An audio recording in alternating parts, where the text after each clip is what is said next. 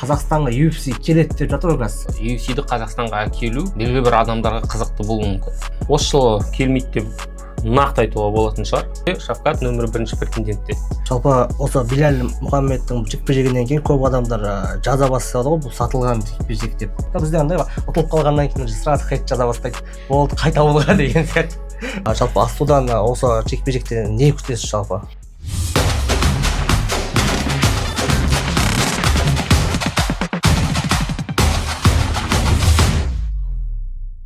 Ассалаумағалейкум, құрметті достар, Спорт 12-нің тұрақты көрермендері, Спорт 12-де кезекті шығарылым. Бүгін біз UFC туралы айтатын боламыз. Қазақстанға келеме, жалпы қазақстандық UFC шеберлері, файтерлерінің бүгінгі деңгейі қалай, рейтингтегі орналасқан жағдай қалай, Асту Алмабаевтың алдағы жекпе-жегі және Бекзаттың дәл осы Абу-Дабиде шығады деп жатыр, сол туралы талқылайтын боламыз. Бүгін бізге қонаққа Исатай Мади ағамыз келіп отыр.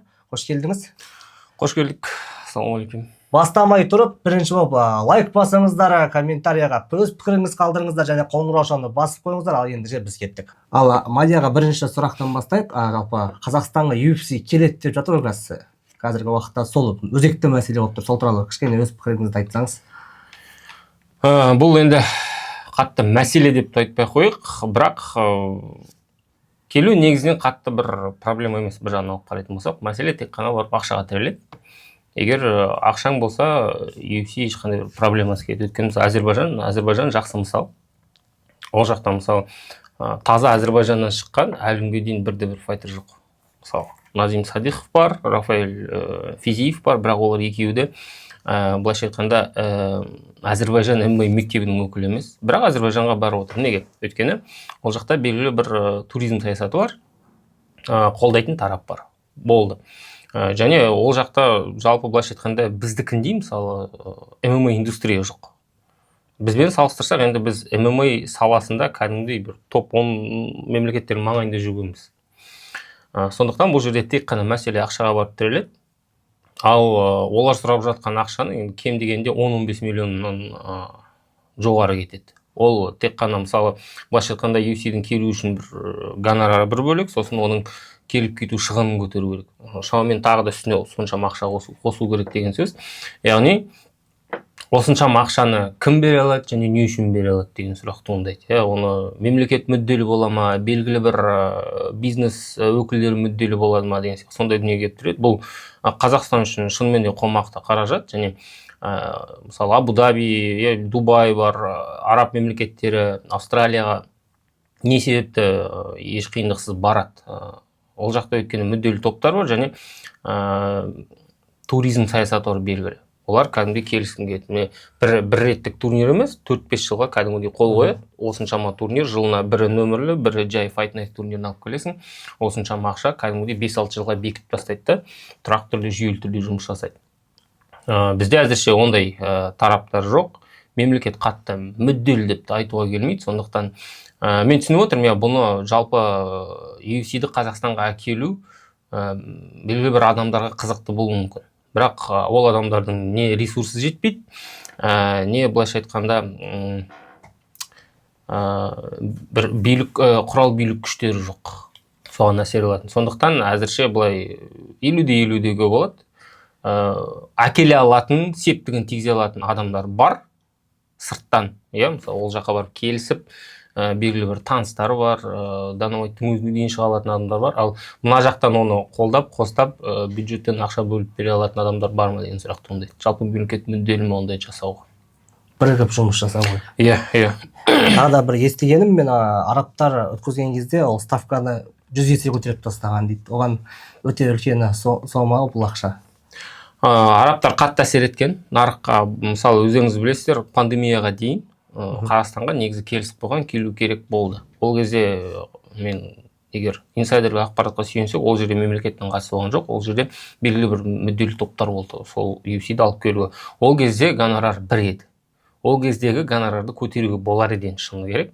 Бірақ пандемия басталды, Fight Island деген, Бойцовский остров деген басталды. Сол кезден бастап арабтар кәдімгідей ақшаны құйды. Өйткені коронавирус кезінде туризм жүрмей қалды, бүкіл әлем тоқтап қалды. Бұл жалпы күллі әлемнің назарын өз аймағына аударудың жақсы инструменті болды да, олар кәдімгідей ақшаны құйды. И шынымен де бұлар ставканы кәдімгідей көтеріп жеген. Енді 100 есе демей қойық, бірақ 1,5-2 есе көтеріп жеген. Сондықтан олар UFC-дің де былайша айтқанда тәбеті ашылып, басқа мысалы Әзербайжан болсын, Өзбекстан, тағы бір мемлекеттер сұраса, онда олар бізді арабтармен бір деңгейге қояды, солардың ақшасымен бір деңгейге қояды. Жалпы Азия деп есептейді. Иә, болды, осындай арабтар қанша төлейді, сіздерді осыншама беріңіздер деген сияқты. Былай кеше қарап отырсам, Бакудан Формула 1 деген сондай жарыстар, үлкен жарыстар өткізіп жатқаннан кейін, сондай бір үлкен туризм бар да, ол жақта спортивный туризм бар. Ал бізде Қазақстанда өкінішке жоқ ондай. Туризмнен бұрын туризм саясаты бар ол жақта. Нақты бір жүйеге қойылған, жалпы ол әрине спорттық шара, ең алдымен Формула 1 түрлі футболдан матчтар өткізілген, қазір нақты мен қатты футболдан хабармас, бір үлкен матчтарды өткізген білемін, неше түрлі концерттерді өткізеді, оның барлығы кәдімгі жүйелі түрде туризм саясатын жасалып жатқан дүние. Баку Circuit деп аталады бұл организация. Және ондай организациялар Қатарда бар, Бахрейнде бар, Біріккен Араб Әмірлігінде, Сауд Арабиясында, Австралияда ондай компаниялар бар. Кәдімгі мемлекеттің қол астындағы компания, дәл осы госзаказбен айналысатын кәдімгідей туризмді дамыту. Және әлем бойынша, мысалы, әлеуметтік желілерде, түрлі каналдарда дәл осы мемлекет, немесе сол бір белгілі бір қаланың қайта-қайта аталып отыру, жүйелі түрде пайда болып отыру деген сияқты. Жалпы кеше ғана айтпады, Алаш Прайдтың бастығы, негізін қалаушы депутат ағамыз айтты ғой, осы жылдың соңына дейін біз UFC-ді алып келеміз, немесе келесі жылдың басына деген. Жалпы бұған сықылып ойлайсыз, шынымен алып келе аламын? Шығар. Келесі жылға, енді ойлаңыздар, қара. Баку Circuit, Әзербайжан, талай жылдардан бері туризм саясаты бар мемлекет, кәдімгі туризммен айналысатын компаниясы бар мемлекет 3 жыл бойы келіссөздер жүргізген. 3 жыл. Біз бара салып 5 тәкел болды кеттік дей алатын деңгейдеміз. Сондықтан тіпті жақсы болса, бір әрі кетсе, бір келесі жылдың соңы деуге болатын шығар. Бірақ осы жылы келеді дегенге қатты сене қоймаймын. Жоспар құрылып қойған. Осы жылға нақты жоспар құрылып қойған, қаншама турнир, қайда, қай уақытта болады. UFC-дің міндеттемелері әр каналдың алдында деген сияқты, өздерінің спонсорларының алдында. Сондықтан осы жылы ондай дүниенің болуы екіталай. Келесі жылға мүмкін олардың календарына кіріп кете аламыз. Егер осы жылы мүдделі топтар табылып жатса. Қатты әрекет жасап, ақшаны дайындап қойып. Ақша дайын болса, онда кепілдік берсең, онда келеді әрине. Дәл осы кісі видеосы тараған кезде екінші жақтан Нұртин ағаның Дана Уайтпен сөйлесіп жүрген видеосы тарады ғой қатты. Жалпы барлығы салыстырып жатты. Сіз әлеуметтік желіңізде, Телеграм арнаңызда жаздыңыз ғой, екі видео бір-біріне қатысы емес деп. Жалпы сіз Нұртин ағаға байланысқа шыға алдыңыз ба жалпы? Бұлай енді шет жағасын сұрадым. Сол UFC-дің төңірегінде Қазақстанға алып келу, жалпы шет жағасын. Енді олар үшін андайстан, мұндайстан бәрібір ғой. Олар кішкене Америка центризммен ауыратын адамдар.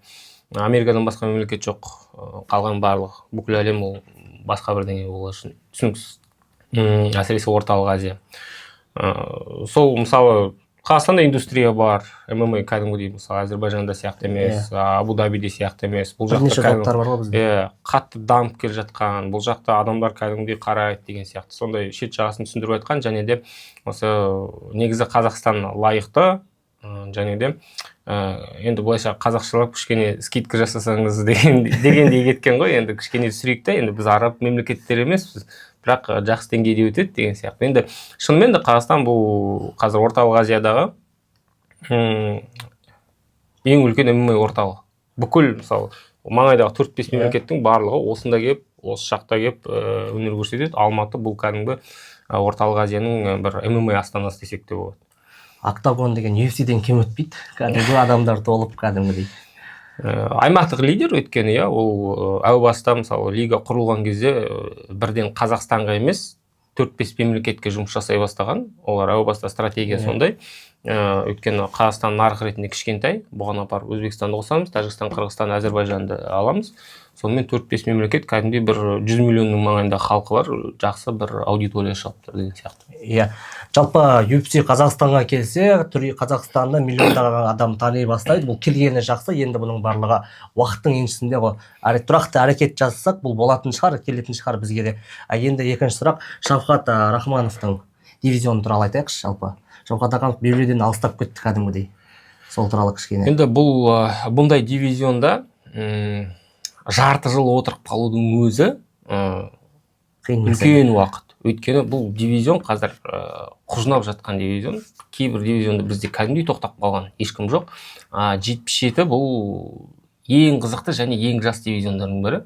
Барлығы шетінен сен тұр мен атайын. Бүгін мысалы таңертең Майкл Моралес деген жігіт Гилберт Бернс тұтып 18-ден 0-ге жетті қателеспесем көрсеткіші. Топ 10-ның маңайына ол жігітті кіріп кетті. Оны қойыңыздар, Брэди бар, Герри бар, Бакли бар, Камар Усманды алмаңыздар, кеше ғана титулынан айырылған Мұхаммедті де ұмытпаңыздар. Олардың барлығы да әлі бабында, әлі де 1-2 жыл жақсы деңгейде өнер көрсете алады. Сонда былайша бұл жерде мысалы нақты бір претендент жоқ, контендер. Міне біз осыны күтеміз, осыны аламыз, осы жігіт болады деген сияқты. Өйткені барлығы шамамен бір деңгейде және барлығының да қазіргі таңда көрсеткіш рекорды мысалы бір деңгейде және кез келген мысалы Брэди айта алады, мен соңғы рет титул жекпе-жекте ұтылған кімді Ұлыбританиялықты ұттым деп айтады. Мен титулға лайықтым, қылқындырып тастадым деп. Қазір Бакли Усманды айта алады, мен бұрынғы чемпион, бұл салмақтың аңызына айналған адамды ұттым. Мен де лайықтым деп айтуым мүмкін. Белал Мұхаммед айтуы мүмкін, мен жаңа ғана титулымын әлі, маған реванш беріңдер, мына жекпе-жек онша болмады. Маған қайтып келді. Иә, ол кезде Шавкатты кім еске алып жатыр мысалы. Сондықтан бар ондай момент, иә. Енді бір жағынан біз Шавкатты кінәламаймыз, өйткені бұл өте қатыгез спорт. Жарақат деген бұл енді спортпен қатар жүретін дүние, сондықтан амал жоқ, енді тек қана жазылғанын күтеміз, бірақ жарақаттың кері әсері міне осындай деңгейге, осындай мәселеге алып келіп отыр. Өйткені Дана Уайттың өзінің сөзі бар ғой, өткенде Джек Делла Маддалямен мен Белал Мұхаммедтің жекпе-жегін бекіткен кезде Шавкат нөмірі 1-ші претендент деді. Қазір Белал титулынан айырылды, Шавкат 3-ші орынға келіпті, табан тіреді. 3-ші орында тұрған адамға бірден титул бере ме? Бір жыл төбелеспеген адамға титул береді ме деген сұрақтар туындайды. Одан келіп мына жерде Махачев қыстырылып жатыр, сондықтан кем дегенде тағы бір жекпе-жек өткізуге тура келеді. Және де енді біздің жанкүйерлерге де айтатын сөз, бұл Дана Уайттың сөзін бір болды бетон деп қабылдауға болмайды. Ол таза бизнес. Ауа райы сияқты. Құбылмалы болып тұрады. Егер қазір мүддеге қарама-қайшы болса, онда алып тастайды да басқа бірді қоя салады. Ол ондай сөз жоқ. Вот мен жігіт, мен сөз бердім, болды. Дәканса кім Шавкатты претендент қылып ұстап отырамыз, ондай болмайды. Шавкатқа ешкім қарап отырмайды. Егер жарақатынан айығып дайын болмаса, онда келесіні қоя береді болды. Енді өздеріңіз көріп отырсыз, қазір Мадален ұтып еді, Махачевпен бірден келісіп қойдық деп отыр. Енді Махачев ресми түрде ұтып қойды ғой салмаққа, иә? Енді ресми түрде жарияланып жатыр, титулдан бас тартқан. Демек, енді титулдан бас тартса қазір 70 келі қалудың еш қажеті жоқ. Түсінуімше, енді сондай талаппен берген 77-ге, егер титулға шығам десең, иә, біз саған береміз титул, бірақ сен мына 70 дегенді босат. Оның босат, Тапурияға бер деген сияқты. Сондай талаппен, сондай бір кепіл берген болу керек. Иә, біз саған 100% 77-ге титул береміз, бірақ мынаны босатасың деген сияқты. Жалпы осы Белал Мұхаммедтің жекпе-жегінен кейін көп адамдар жаза бастады ғой, бұл сатылған жекпе-жек деп. Жалпы сосын Хабибтің ана машина сыйлағаны бар ар жақта. Жалпы сіздің пікіріңіз қалай? Өзінің адамдан кіргізіп жатыр Хабиб шетінен деп. Енді қай уақытта болсын онда неше түрлі теориялар болады. Сөйтті, бүйтті деген. Бірақ бұндай деңгейде егер бірдеңе сатып алынған болса, ол бірден білініп қалады, бірден сезіліп қалады. Бұл жай енді былайша айтқанда жылтуға ғой. Талқылау болсын деп салып отырған дүние, бірақ әсіресе ең жоғары деңгейде сатылған жекпе-жектер бірден шығып қалады. Ондай мысалы соңғы бір не бар? Мысал ретінде келтірейін, біздің Қытайдың қазағы бар, Сайран Нұрданбек деген UFC-де. сол бір америкалық жігітпен төбелеседі. Сол жігіт біртүрлі төбелеспей ұтылып қалады. Енді Америка ол қатты қарап отырады ғой бүкіл тенденциялар. Сол жекпе-жек болар кезде екінші раундта ма, қателеспесем, бірінші раундта ма техникалық нокаутпен дәл осы америкалық ұтылады. Ол ешкімге жоқ америкалық, өзі де 0-3 па, UFC-де 1-1 ұтпаған, ұтылып қалады деген нелер букмекерлік кеңселерде ставкалар шығады. Тым көбейіп кетеді, бірден подозрительно қарайды, ойбай мына біртүрлі екен дейді. Сосын артынан зерттеп біледі, олар өздері солай шешкен, біз екінші раундта құлай саламыз анадан деп, өздері солай бапкер спортшымен келісіп, өздері сондай бәс тіккен. Өз-өздеріне солай. Біз UFC-де қазір ұтсақ та, біз ұшып кетеміз, контракт бітеді, тым болмағанда осылай бәс тігіп, ақша жасап алайық деген сияқты. Ондай нәрсе шығып қалады, бірден шығып қалады. Сондықтан бұның барлығы теория, әрине. Енді бізде соңғы кездері әсіресе Хабиб бізге қарсы, бізге жау деген әңгіме кетіп жатыр ғой енді. Бұл тағы да айтайын, бұл спорт, бұл қатал спорт, бұл әркім жеке өз басын ойлайтын спорт. Сондықтан ешкімге қарсы емес, тек қана әрқайсының өзінің мүддесі бар, болды. Кей уақытта кей адамдардың мүддесі түйіседі, кей уақытта бұлардың мүддесі бір-біріне қарама-қайшы болып шығады. Сондықтан әркім өз мүддесінің артында жүреді, бар болғаны сол ғана. Мысалға енді кешегі Бекзат Алмаханның жекпе-жегі туралы 64 секундта құлатып тастады деген таңғалдық жалпы. Ол негізі басқа жекпе-жектерінде де Омар Нұрмағанбеттің алдындағы жекпе-жектерінде де сондай нокаутпен жеңіп жүрді ғой. Бірақ халық бұдан UFC-де осындай дәреже жасайды деп күткен жоқ қой. 64 секунд. Енді ол ауыр соққы, қай жерде болсын ауыр соққы болып қалады. Мен жеке өз басым шынында да таңғалған жоқпын. Мен Бекзат құлата алмаса таңғалар. Тым болмағанда 1-2 нокдаун жасамай толықтай 3 раунд төбелесіп шықса, сонда таңғалар едім. Өйткені енді былайша айтқанда Бекзаттың бір 70-80% жекпе-жектерін өзім тікелей эфирде жүргізген, былай саралағам, былайша айтқанда шығармашылығымен жақсы таныстым да оның. Осал тұстары, мықты тұстары қандай екен әбден зерттеп біліп алғаннан кейін, сосын қарсыласты қарағаннан кейін шамамен тұспалдап отырдым, мына жекпе-жек мерзімнен бұрын аяқталуы мүмкін деген сияқты. Және Бекзаттың өзінің психологиясы сондай, ол жігіт негізінен ұпай жинау, ұпай түгендеу деген дүниемен қатты айналыса қоймайды. Бекзат бұл нағыз андай бір кәсіпқой өмірде өнер көрсететін жігіт. Бірден бас салады қарсыласқа, бірден мерзімнен бұрын ұтудың амалын іздейді. Сондықтан бұл мен үшін заңдылық. Ары қарай енді көре жатармыз. Барлық қарсыласты 1 минутта құлатып жатады деген сөз емес. Қазір бізде көрдіңіз, мына жекпе-жектен кейін Бекзатқа деген стандарт ойбай болып кетті. Ойбай ол қазір Шавкаттың деңгейінде болып кетті. Бұл бар болған бір жекпе-жек, тұра тұрыңыздар, асықпаңыздар. Әлі біраз жұмыс жасау керек. Бұл салмақтар негізі 61, бұл әлемде ең кең таралған салмақтардың бірі. Таланттарға бай салмақтардың бірі. Бұл салмақта бәсекелестік сұмдық. Сондықтан әлі де өз сияқты жас, әлі ММА-ге тоймаған жігіттерге қарсы төбелескенде сол уақытта шынымен де потенциалын көретін боламыз. Әйтеуір абырой болғанда Бекзат андай үйрену қабілеті өте жоғары. Кез келген нәрсені жақсы қағып алады. Өзінің стилін өзгертпей, сәл күрестің кейбір техника, тактикалық тәсілдерін үйренсе, шынымен де бұл топқа да ерте бір тез кіріп кететін адам болып көрінеді мен үшін. Бірақ қызықтың барлығы сол алдағы 1-2 жылда басталайын деп тұр. Жалпы Катонаның өзі де таңғалдығы не қалайша деген сияқты. Төрешілердің шешімімен жеңіске жетіп жүрген адам нокаутпен қысқасы құлау деген ауыр тиген сияқты. Енді бірінші рет мерзімнен бұрын ұтылып отыр. Енді негізі бұрын қарасаңыздар, Катонада соққы көп, кәдімгі жеген жекпе-жектері бар. Нокдаунға құлап тұрып кетіп, ары қарай күресіп, оп-оңды шығып кеткен кездері бар. Мына жерде бір соққыдан құлап қалғаны өзі де түсінбей қалған шығар. Бірақ бұл енді таза тайминг, таза бір шеберлік, өйткені Катонаны дер кезінде ұстап алды бұл соққымен. Бұл дәл өзі дер кезінде, бұл қатты емес, сондай бір таймингке байланысты ең дер кезінде салынған соққы. Катона өзі бүйтіп алға қарай жүріп қалған кезде апперкотқа ұрынды, былайша айтқанда. Бекзат біліп тұрды да, қазір аяққа ұтылады. Енді жақсы ұмтылатын, қазір жақсы зерттеген көрініп тұр бірден. Кәдімгідей үйде жақындап келетін. Дайындап, ана апперкотты дайындап келген бірден білініп қалды. Жалпы Омармен төбелескен кезде де, жекпе-жек өткізген кезде де 2 рет, 3 рет па, 2 рет па нокдаунға түсірген жоқ па? Бір нокдаун болды. Жекпе-жектің ең басында. сол кезде құлады деп ойлағанмын негізі. Құлауын құлады ғой, иә, бірақ ары қарай көріңіздер, бұл жерде сәл Бекзат асығыс танытқан болуы мүмкін. Күресуге мүмкіншілік беріп қойды. Құлаған адамды соққы жаудырып, соңына дейін жеткізе алмады бастаған істі. Енді бұл жерде факторлар көп, енді шыны керек, бұл UFC-ге алғашқы жекпе-жегі ендіге бір турнирге 6 күн қалғанда ма, сонда келді ғой. Дұрыс акклиматизация, ештеңені өте алмаған, не істеп не қойғанын өзі білмей. Әйтеуір сол дебютін өткізсе болды деп келген адам ғой. Енді шынымен де техника, тактикалық ешқандай дайындық болмаған. Жекпе-жекке бір апта қалғанда келіскен. Содан кейін сол өзі бір ай уақытын визаға арнаған адам ғой.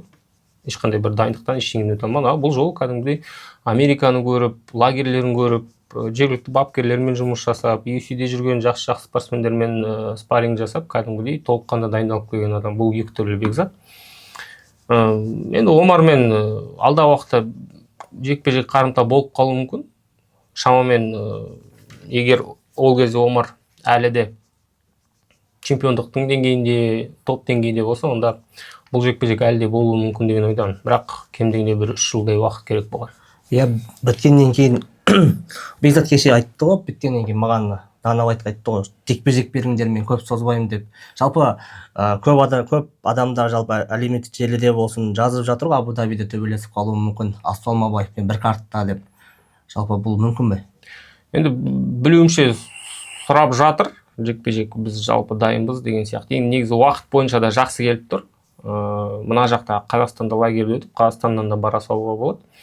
Бұл жерден мәселе тек қана картқа барып тіреледі, картта орын бар ма деген сияқты. Өйткені негізі түсінуімше турнир белгіленіп қойғаннан кейін картта жинастырылып болды. Егер картта бос орын болса, шығып қалуы мүмкін әбден. Бірақ негізі бір жағынан Америкада дұрыс бола ма деген ой келіп тұрды. Сол жақта жұдырықтасқан енді 80-90% турнирлер сол аймақта өтеді ғой, қалай деген. Еще дайындыққа да жақсы дисциплина болады. Иә, Америка қалай дегенмен сол жақта жүрген ең дұрысы сол ғой, өйткені ММА орталығы әлем бойынша бұл Америка құрама штаттары. Дос жараңыз жоқ, тойға шақырса бұра салады. Иә, ешқана режим сақтап жүре бересіз. Жалпы Ассалмабаевқа Темуровты берген кезде бәріміз таң қалдық. Негізі Темуров айтты алдында жекпе-жегінде, мен негізі қазақ бауырлармен төбелеспеймін. Жалпы Бесіде төбелеспеймін дегеннен кейін жалпы бәрі айтты, хет жазып кеттік. Сен төбелеспеймін деген еді, нешін қабылдадың деген біздің жанкүйерлер. Жалпы неге қарап берді деп ойлайсыз Ассуға? Бұл жерде факторлар көп. Былай қарайтын болсақ, екеуі соңғы жекпе-жектерін өткізген кезде, екеуі бір турнирде өткізді соңғы жекпе-жектерін. Асу бас жекпе-жекте, андеркартта кім болды? Теміров. Былайша айтқанда екеуінің календар күнтізбесі келіп тұр. Яғни бір жекпе-жекті өткізді, бір күнде кішкене бір 2-3 апта демалыс деген сияқты, бір ай әрі кетсе, сосын ары қарай келесі жекпе-жекке сол 2-3 ай дайындық. Шамамен дұрыс келіп тұр екеуінің де уақыты. Бұл бір. Екіншіден, бұл екі жігітте топ 15-те отырған. Бұларға сырттан топқа кірмейтін біреуді әкеле салу қиын. Одан бөлек топ 15-те өзара бекітілген жекпе-жектер бар. Сондықтан енді мынаны қосыңыздар, рейтингте бір-бірінен алыс емес, сосын бірі жоғары тұрғаны соңғы жекпе-жегінде ұтылып қалған, төмен тұрғаны соңғы жекпе-жегін ұтқан рейтингке енді кірген. Енді бұндай жекпе-жекте егер географияға байланбасақ, ұлтқа байланбасақ, логика бар. Матчмейкинг солай жұмыс жасайды негіз. Ол мәселе ол Данабай отырып, ойбай давай қазақ пен өзбек төбелестірейік, қызық болады дегенде емес. Олар шатағы жоқ, олар білмейді де шығар қазір не істеп жатқандарын, қандай бұл жекпе-жектің маңайында қандай ажиотажы болатынын өздері де түсінбей жатқан шығар әлі де. Бұл таза бір матчмейкинг, таза бір логикаға салсаң, келісіп тұрған бір қисыны бар жекпе-жек. Сондықтан бұл жерде Теміровке де айыптап алмайсың, оған былайша айтқанда перед фактом қойған. Міне, қарсылас, шықсаң шықтың, шықпасаң онда демал. Көрдіңіз бе, UFC андай ойнақтағанды бас тартқанды қатты ұната қоймайды. Егер сен ойбай мен мына жігітпен шықпаймын деп қалсаң, онда банға жібереді, бір жарты жылға отырасың, сосын ешқандай жекпе-жексіз. Ондай да фактор бар. Ал қызып тұрған рейтингке міне ғана кіріп кеткен жап-жас жігіт қазір тағы да бір жарты жыл 7-8 ай уақыт жоғалтатын шамасы жоқ мысалы. Сондықтан жақын барып қайтуға. Иә, өзінің жанкүйерлері де оп-оңай барып қайта алады деген сияқты. Жалпы былай қарасаң, көрермендерге жұмыс жасаған сияқты бір жағынан келіп көрсін деген сияқты. Абу-Даби жақын ғой қазір. Сағат сайын деп айтпасақ та, күн сайын самолет ұшып жатыр ғой, еще бағасы тиімді барып көруге. Географиялық фактор да ойнады бұл жерде. Екеуін қарап отыр, екеуі де түсініп отыр. Иә, Абу-Дабиге жақын орналасқан мемлекеттер. Сондықтан бұл факторды да қосуға болады. География әрине Қазақстан, Өзбекстан жанкүйерлері көп болады деген. Аудитория үлкен. Аудитория үлкен, әсіресе Теміровтің аудиториясы үлкенірек десем, біздің жігіттер, біздің жанкүйер ренжімес. Бұл факт. Енді Өзбекстанның жалпы халқы екі есе көп бізден, біріншіден. Екіншіден, ол жақта қазір ММА деген қызығушылық, жалпы спортқа деген қызығушылық көрермен тарапынан, ең алдымен спортшылар тарапынан емес, көрермен ретінде, аудитория ретінде, олардың аудиториясы әлдеқайда белсенді және әлеуметтік желіде ең алдымен әлдеқайда белсенді және спортшының артынан бір жерге бара алады. Ондай да бар, өздеріңіз көріп жүрген сияқты, барабанмен, тақиямен деген сияқты жүреді. Сосын айтатын мәселе, оларда негізі неге бізде Қазақстанда UFC қатты дамымай жатыр, келмей жатыр деп айтып жатады ғой жалпы. Бірінші олар көрермендер өздерінен бастайды да, барып қолдайды, залға барады. Мысалға бізде кәдімгі бір тегін тұрған шараларға қатыспайды көрермендер былай айтқан кезде. Сатып алу былай тұрсын. Жалпы ол жақта көрерменнің де өзінің бір позициясы бар да, жұмыс жасайтын. Мысалға Абу-Дабиға болсын, мысалға алдында мен естігенім бойынша UFC-ға 14 журналист аккредитациядан, бүгінгі жекпе-жекке 14 журналист аккредитациядан өтіп, 100-ден астам көрермен барған ғой. Нұрсұлтан Рузибеков. Иә, бүгін қолдауға мені. Қазір Инстаграмнан бағана шығып жатқан кезде жазып отыр да. Ол жақта да еще медиада жақсы жұмыс жасағандықтан көп қолдаушылары да көп та. Бізде андай бар, ұтылып қалғаннан кейін сразу хейт жаза бастайды. Болды, қайта олға деген сияқты. Ол жақта олай емес. Ондай факторлар да бар. Сосын мынаны ескеруіміз керек. Мысалы, Рамазанов бірінші жекпе-жегін өткізген кезде, дебют кеп тұрған кезде, бұл жігіт кірген кезде, төбелескен кезде ақылы трансляцияны сатып алған Өзбекстаннан адам көп болған. Бірден күрт өсіп кеткен. Бұл да көрсеткіш. Ең басты бір критерийлердің бірі деуге болады. Бұны қарап отыратын. Егер бұл жігіттің артынан келіп, біреу ақша жұмсап, трансляция сатып алып, мерч сатып алып, билет сатып алып, оның артынан ұшып келсе, онда матчмейкинг бұл жігітті ары қарай жылжытуға, бұнымен ары қарай жұмыс жасауға мүдделі болады. Өздері жұмыс жасайды. Иә, өйткені бұл таза бизнес. Егер спортшы ақша келсе, онда бұл жігітті толықтай қолға алу керек деген сөз. Сол сөзімді жалғайтын болсам, осы тараптан алып қарағанда бұл жекпе-жек негізінен Теміров үшін жасалып жатқан сияқты болып көрінеді. Асуды сондай бір өтпелі қарсылас деп қарастырып отырғанда шығар, жақсы бір тексеріс болатын қарсылас деп қарап отырған шығар. Өйткені екінші жекпе-жектен кейін рейтингке кіріп кету дегеніміз бұл өте сирек кездесетін дүние. Бірінші жекпе-жегінде Си-Джей Вергараны ұтты нокаутпен. Жалпы Теміров бұл мықты жағы, бұл әрине ауыр соққы. Және жеңіл салмақ үшін шынымен де өте қатты тұрады. Нокауттар өте көп жеңіл салмақтар үшін. Сол факторды ескеретін болсақ, Вергараны ұтқаннан кейін ортан қол мысалы Чарльз Джонсон берді, 3 жеңіс қатарынан қателеспен келе жатқан кезде Чарльз Джонсонды ұтып алып бірден рейтингке кіргізіп жіберді. Енді қараңыздар, қазір 13-12 орында шамамен рейтинг әрдайым өзгеріп тұрады ғой. Асу 7-8 орында. Енді келесі қадам ретінде топ 10-ның ішіндегі адамды беріп отыр, көрдіңіздер ме? Егер бұдан сүрінбей өте алса, онда топ 5-ке жақындайды деген сөз. Мынадай түрмен, мысалы, Асудан кейін тағы 1-2 жекпе-жек бұл жігіт титулға таласуы мүмкін. Егер ұтып кетсе, бұл көрдіңіздер, бұл аудиторияның күші. Аудиторияның күші, артында тұрған жанкүйер, қолдаушы шынымен де сен үшінге бірдеңе сатып алатын, жай ғана комментарий жазатын емес, туларды дүркіретіп, толық қолдайды. Иә, кәдімгідей теңгемен, қалтамен қолдау көрсететін аудиторияң болса, онда кішкене сенің жолың, жөнің бөлек болады бұл жерде. Бұл сондай бизнес енді. Мысалға кеше Бизаттан кейін гонорар $4000 деп шықты ғой басында, осынша алды деп. Неге аз ақтамайды ғой дейді да. Жалпы ақташ үшін де ол бонус алу үшін де біз трансляция сатып алуымыз керек ең бірінші болып. сол жақтары да бар емес пе? Ондай факторлар бар әрине, бірақ енді бекзат туралы әзірше айту ерте шығар. Енді біздікілер бәлкім футболмен, бокспен өлшеп үйреніп қалған шығар, бірақ ММА бұл сондай бір керемет ақша табатын жер емес, шынымды айтайын. Ол жерде енді UFC басқалармен қарағанда әйтеуір төлейді бірдеңе. Басқа жақта алып қарайтын болсаң, жалпы әлем бойынша бұл сондай бір керемет ақша табатын жер емес, бұл факт. Бұл былайша айтқанда кедей спорт, футбол, бокс, гольф па, теннис па, олармен салыстыратын болсақ, бұл өте кедей спорт. Сондықтан енді $4000 деген бұл сандырақ, шынымды айтсам, бұл қайдан алғанын білмеймін. Бұл $4000 әлде қайда көп гонорар. Сосын $25000 деп шықты. Шамамен бір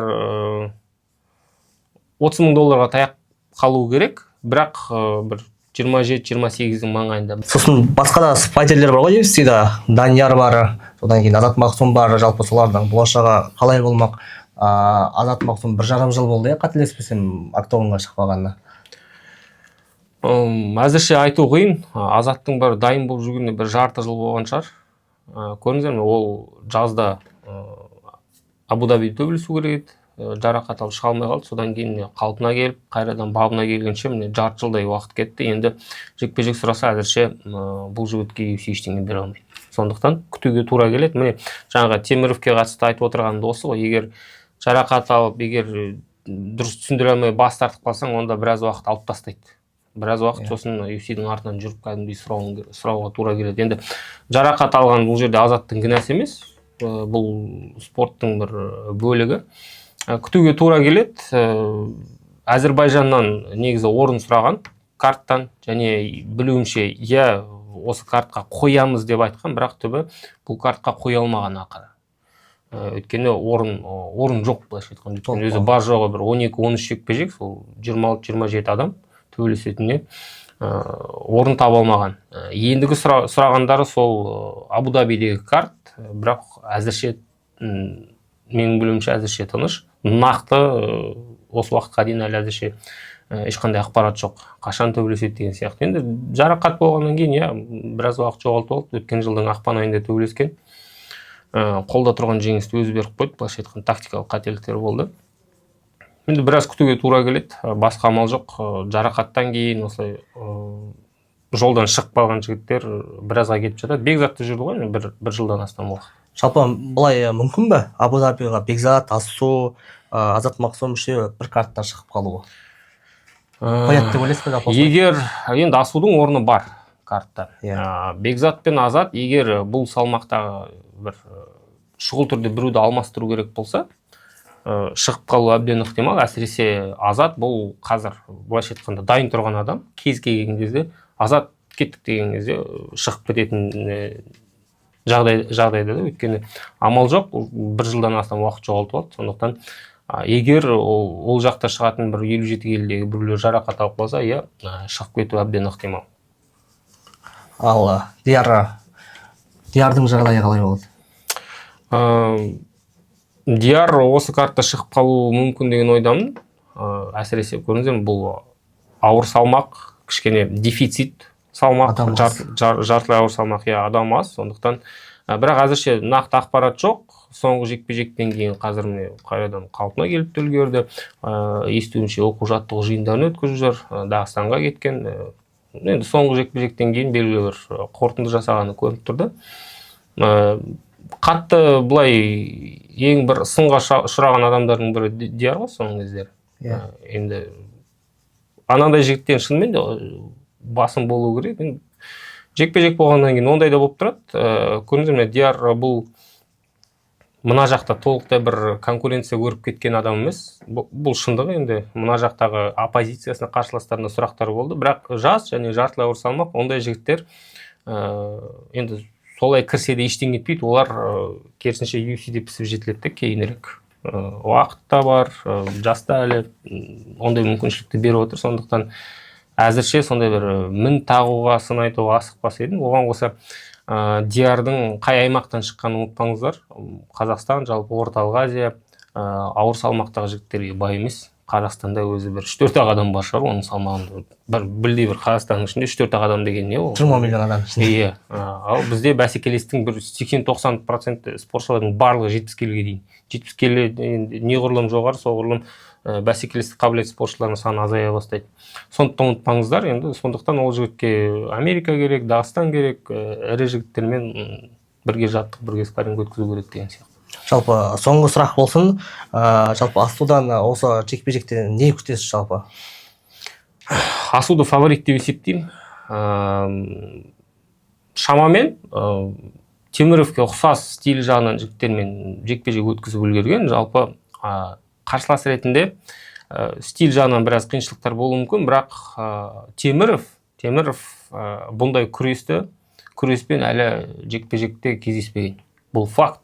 Бұған дейінгі жекпе-жектерін қарасаңыздар, бір 90% күрестің не екенін білмейтін жігіттер. Олар енді стиль жағынан ыңғайлы. Өзіңе қарсы аяқта тұрып соққы алмасатын жігіттер, ал ондайлардың барлығын дерлік Теміров құлатып бастаған соққымен. Бұл жерде күрес болатыны анық, Асудың күресі жетеді. Бұл жерде тек қана психологиялық фактор бар. Өйткені Асу Мануэль Капеге қалай ұтылғанын ұмытпаңыздар. Ол мына мида әлі отыруы мүмкін. Өйткені енді елестетіп көріңіз, 8 жыл бойы 17 жекпе-жек қатарынан ұтылмаған адам келеді да дым жасай алмай қалады. Не күрес өтпейді, не соққы өтпейді. Октагонның ішінде өзіңді қуып жүріп ұрып тастайды. Содан кейін сен топқа кіріп тұрған адамсың, топ 10 UFC-ге кіріп тұрған адамсың, сен солай ұтылған кезде іштей бір күмән пайда болуы мүмкін. Бұл тек қана болжам ретінде айтып отырмын. Іштей ол Асудың ішінде не болып жатқанын біз білмейміз. Ішінде қандай күрес болып жатқанын білмейміз. Бұл фактор әсер етуі мүмкін. Осындай көрдіңіздер ме? Теміровтің стилі КП-ге сәл ұқсас. Ол қатты тұрады, бірақ КП сияқты ірі емес, және КП сияқты енді қысым көрсете алмайды. Бұл бұл атылып жұдырықтасатын жігіт. Сол соққыдан кішкене қашқалақтау, соққыдан безу сияқты бір факторлар болуы мүмкін. Ал егер КП-ге қарсы жекпе-жектен ешқандай бір психологиялық проблемалар шықса, онда біз сол КП-ге дейінгі Асуды көретін болсақ, менің ойымша Асу үшін бұл жекпе-жек проблема емес. 3 раунд бойы кәдімгідей күресіп тастай алады. Жалпы тағы да бір сұрақ, мысалға UFC-де соңғы кезде ондай мәселе көп болып кетті, мысалға көзден шығу мәселесі. Жалпы негізі төлеушілер деген, UFC-де ұйымдастырушылар деген бұған бір шара қолдана ма? Бұл Асудың жағдайында да сондай кадрда көрген болсаңыз, кәдімгідей қолын кіргізіп алған. Содан кейін Асу ештеңе істей алмай қалды.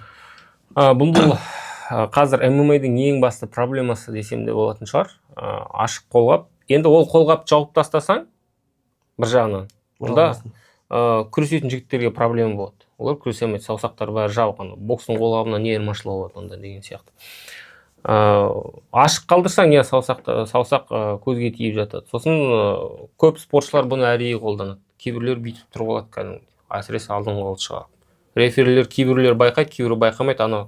Жұдырығыңды түй деп қайта-қайта ескерту беріп отыр. Енді бұл проблема, осы мен ойлаймын, бұл проблема осылай шешілмей қалатын шығар. Осы ММА-дің соры болатын проблемалардың бірі. Дәл осындай күйде ММА өмірден өтетін түрі бар. Мен шынымды айтайын, шешімін көріп тұрған жоқпын ешқандай. Бұл жерде тек қана адами фактор, енді спортшының өзінің санасына байланысты.